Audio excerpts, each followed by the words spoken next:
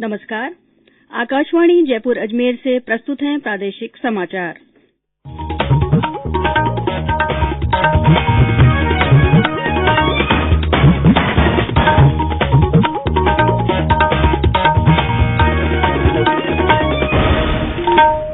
मुख्य समाचार। प्रधानमंत्री नरेंद्र मोदी ने कहा, सरकार किसानों के साथ हर मुद्दे पर बात करने को तैयार। तीनों कृषि कानून किसानों के लिए हैं बेहद फायदेमंद। प्रदेश में राजस्थान शिक्षक पात्रता परीक्षा रीट 25 अप्रैल को होगी आयोजित। जल्द ही जारी होगा आवेदन लेने का कार्यक्रम। प्रदेश में कोरोना संक्रमण से स्वस्थ होने की दर हुई 94.72%। कल 1655 और लोग हुए स्वस्थ। और प्रदेश में कड़ाके की ठंड और शीतलहर का दौर जारी। मौसम विभाग ने अगले 2 दिनों तक कई जिलों में शीतलहर की जताई संभावना। समाचारों के साथ मैं अल्पना राठौड़। कोविड-19 महामारी के खिलाफ देश एकजुट होकर लड़ रहा है। आप भी हमारे साथ सुरक्षा और बचाव के 3 आसान एहतियाती उपायों का संकल्प लें। मास्क पहनें, 2 गज की दूरी है जरूरी, सुरक्षित दूरी बनाए रखें, हाथ और मुंह साफ रखें। और अब समाचार विस्तार से। प्रधानमंत्री नरेंद्र मोदी ने कहा है कि सरकार किसानों के साथ हर मुद्दे पर बात करने के लिए तैयार है। मध्य प्रदेश में भोपाल के पास रायसेन में आयोजित किसान महासम्मेलन में 50 लाख से अधिक किसानों को वर्चुअल माध्यम से श्री मोदी ने आश्वासन दिया कि हाल के कृषि सुधारों के बारे में सभी चिंताएं दूर की जाएंगी। उन्होंने इस बात पर बल दिया कि सरकार के इन सुधारों के बारे में अविश्वास का कोई कारण नहीं है और झूठ के लिए कोई गुंजाइश नहीं है। प्रधानमंत्री ने लोगों से इस बात पर विचार करने को कहा कि अगर सरकार का इरादा न्यूनतम समर्थन मूल्य प्रणाली को खत्म करने का ही होता तो वह स्वामीनाथन कमेटी की रिपोर्ट पर क्यों अमल करती। प्रधानमंत्री ने इस बात पर जोर दिया कि हाल में बनाए गए तीनों कृषि कानून किसानों के लिए बेहद फायदेमंद हैं। प्रधानमंत्री ने कहा कि जब एनडीए सरकार ने किसानों के हित में कृषि सुधारों पर अमल शुरू किया तो विपक्ष ने किसानों में भ्रम और भय फैलाना शुरू कर दिया। श्री मोदी ने कहा कि विपक्षी पार्टियां यह कहकर किसानों को गुमराह कर रही हैं कि न्यूनतम समर्थन मूल्य प्रणाली समाप्त कर दी जाएगी। प्रधानमंत्री ने यह भी कहा कि इससे बड़ा झूठ और कुछ नहीं हो सकता। श्री मोदी ने कहा कि एनडीए के शासन में न्यूनतम समर्थन मूल्य में काफी बढ़ोतरी की गई है। श्री मोदी ने कहा कि एनडीए सरकार किसानों को पर्याप्त मात्रा में यूरिया उपलब्ध करवा रही है। ये हमारी सरकार एमएसपी को लेकर इतनी गंभीर है कि हर बार बुवाई से पहले एमएसपी की घोषणा करती। इससे किसान को भी आसानी होती है, उन्हें भी पहले पता चल जाता है कि इस फसल पर इतनी एमएसपी मिलने वाली है। वो कुछ बदलाव करना चाहता है तो उसे सुविधा होती। मैं देश के प्रत्येक किसान को ये विश्वास दिलाता हूं कि पहले जैसे एमएसपी दी जाती थी वैसे ही दी जाती रहेगी। एमएसपी न बंद होगी न समाप्त होगी। इधर प्रदेश भाजपा ने आरोप लगाया है कि वर्षों तक सत्ता में रहते हुए कांग्रेस ने कभी भी किसानों की दशा सुधारने का काम नहीं किया। भाजपा के प्रदेश प्रवक्ता और पूर्व विधायक अभिषेक मटोरिया ने कल झुंझुनू में प्रेस वार्ता को संबोधित करते हुए कहा कि आज जब केंद्र सरकार ने किसानों के हित में कृषि विधेयक पारित कर उनके विकास का मार्ग प्रशस्त किया तो कांग्रेस सहित अन्य विपक्षी दल किसानों को भ्रमित कर रहे हैं। प्रदेश में राजस्थान शिक्षक पात्रता परीक्षा रीट 25 अप्रैल को होगी। इसके लिए जल्द ही आवेदन लेने का कार्यक्रम जारी होगा। इस परीक्षा के माध्यम से 31,000 तृतीय श्रेणी शिक्षकों की भर्ती की जाएगी। मुख्यमंत्री अशोक गहलोत ने कल राज्य सरकार के 2 साल पूरे होने के उपलक्ष्य में आयोजित राज्य स्तरीय वर्चुअल समारोह में यह घोषणा की। इस मौके पर श्री गहलोत ने वीडियो कॉन्फ्रेंसिंग के जरिए करीब 11,000 करोड़ रुपए की 1,374 जन कल्याणकारी योजनाओं का लोकार्पण और शिलान्यास किया। श्री गहलोत ने कहा कि चिकित्सा से जुड़े कार्मिकों ने बेहतर कार्य कर लोगों की जिंदगी बचाई। उन्होंने कहा कि 2 साल में जन घोषणा पत्र के 50% वादे पूरे किए। मुख्यमंत्री ने कहा कि सरकार मानव संसाधन के क्षेत्र में राजस्थान सिरमौर बनाने के लिए काम कर रही है। इसी रूप में विभागों की योजनाएं बनाई जा रही हैं।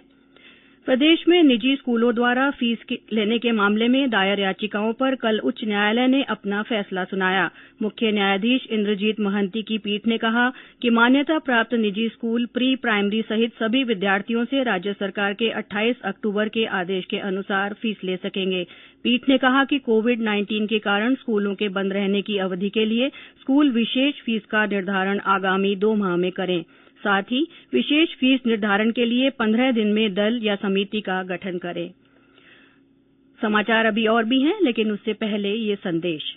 चलो मिलकर एक शुरुआत करें, चलो एक फैसला आज करें, मास्क नहीं तो टोकेंगे, कोरोना को रोकेंगे, चलो एक इरादा करते हैं, चलो कुछ वादा करते हैं, मास्क नहीं तो टोकेंगे, कोरोना को रोकेंगे।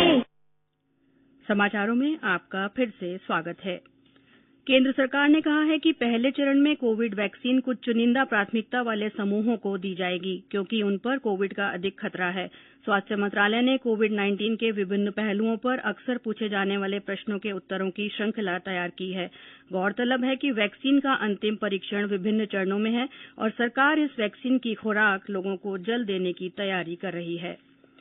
प्रदेश में कोरोना संक्रमण से ठीक होने वाले लोगों की संख्या में लगातार इजाफा हो रहा है। राज्य में अब तक 94.72% मरीज ठीक हो चुके हैं।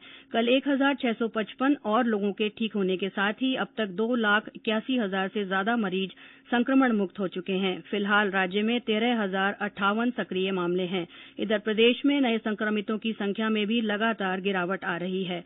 स्वास्थ्य विभाग के अनुसार कल संक्रमण के 1,076 नए मामले सामने आए। इनमें राजधानी जयपुर में 265, जोधपुर में 101, कोटा में 94, पाली में 91, उदयपुर में 70, भीलवाड़ा में 54, अजमेर और डूंगरपुर में 41, नागौर में 31, चित्तौड़गढ़ में 26, अलवर में 25, राजसमंद में 24, चूरू में 22, बूंदी में 19, जैसलमेर, सवाईमाधोपुर और सिरोही में 15, 12, बाड़मेर, झालावाड़ और सीकर में 13, भरतपुर और धौलपुर में 12, बांसवाड़ा और जालौर में 11, झुंझुनू में 7, बीकानेर और श्रीगंगानगर में 6, टोंक में 5, हनुमानगढ़ और दौसा में 2 तथा प्रतापगढ़ में 1 संक्रमित मिला है।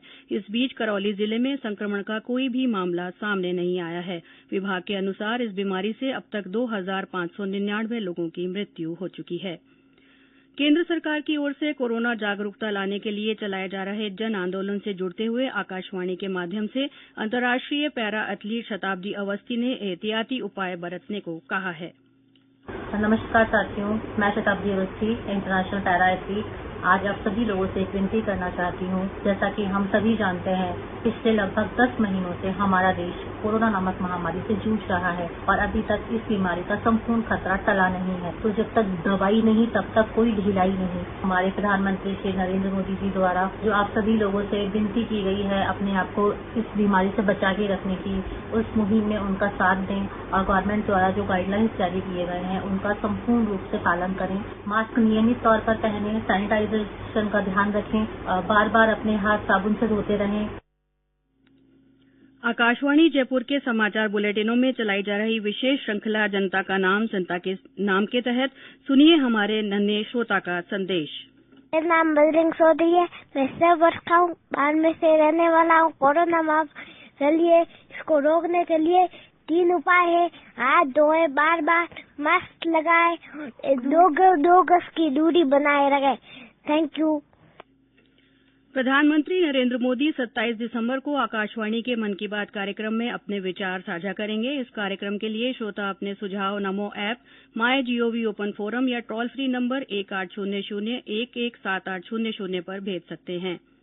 प्रदेश में कड़ाके की ठंड और शीतलहर का दौर जारी है। मौसम विभाग ने अगले 2 दिनों तक सीकर, झुंझुनू, बीकानेर, चूरू, श्रीगंगानगर और हनुमानगढ़ जिलों में शीतलहर चलने की संभावना जताई है। और अंत में मुख्य समाचार एक बार फिर। प्रधानमंत्री नरेंद्र मोदी ने कहा है कि सरकार किसानों के साथ हर मुद्दे पर बात करने को तैयार है। तीनों कृषि कानून किसानों के लिए बेहद फायदेमंद हैं। प्रदेश में राजस्थान शिक्षक पात्रता परीक्षा रीट 25 अप्रैल को आयोजित होगी। जल्द ही आवेदन लेने का कार्यक्रम जारी किया जाएगा। प्रदेश में कोरोना संक्रमण से स्वस्थ होने की दर 94.72% हो गई है। कल 1,655 और लोग स्वस्थ हुए हैं। और प्रदेश में कड़ाके की ठंड और शीतलहर का दौर जारी है। मौसम विभाग ने अगले 2 दिनों तक कई जिलों में शीतलहर की संभावना जताई है। इसी के साथ प्रादेशिक समाचार बुलेटिन समाप्त हुआ। हमारा अगला बुलेटिन हिंदी में दोपहर 12:30 बजे प्रसारित होगा। नमस्कार।